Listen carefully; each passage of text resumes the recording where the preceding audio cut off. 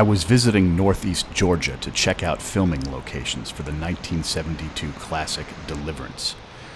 While at Tallulah Gorge, which I explore more in depth in episode 33, I checked out the Tallulah Falls Dam. This dam can literally switch on and switch off the flow of the water and waterfalls through the gorge.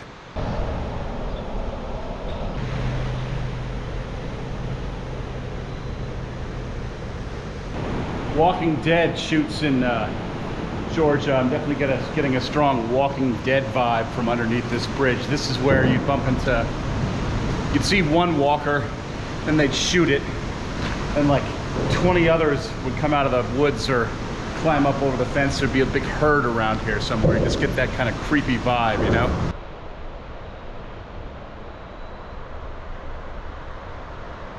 The Tallulah Gorge Trail System is named in honor of Helen Dortch Longstreet. Her passion to preserve Tallulah Gorge and keep it wild led her to do battle with one of the state's largest corporations, the Georgia Power and Railroad Company.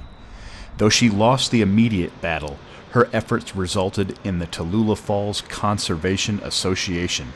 30 years after her death, the Georgia Power and Railroad Company leased 3,000 acres to the state of Georgia to create the Tallulah Gorge State Park.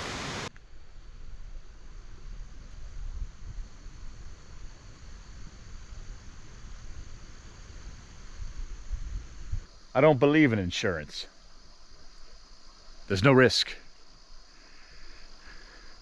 Funny thing about that line in the movie is John Boorman, to cut costs because they were so tight on the budget, actually did not insure the movie just to save some money in the budget. So it's funny that line gets into the film.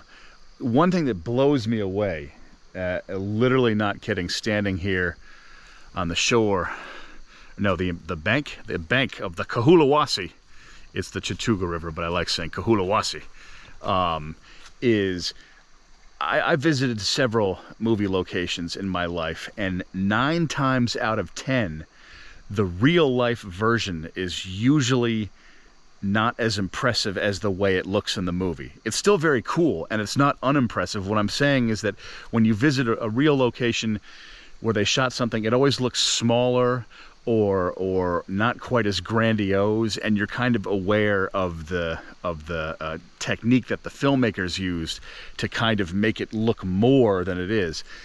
This is the opposite. This just feels exactly like the movie. And the river is exactly as it feels in the film, exactly.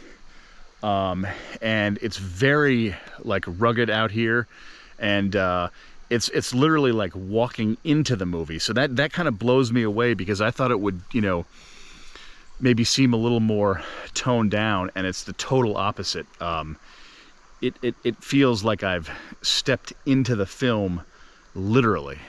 The cinematographer of Deliverance, Vilmos Zsigmond, who actually about 5 years later, after Deliverance, would go on to shoot Steven Spielberg's Close Encounters. Very cool.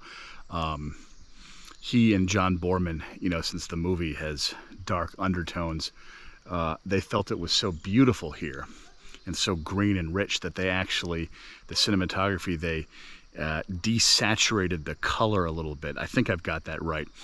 You know, to give it kind of a more, give the film a more edgy look.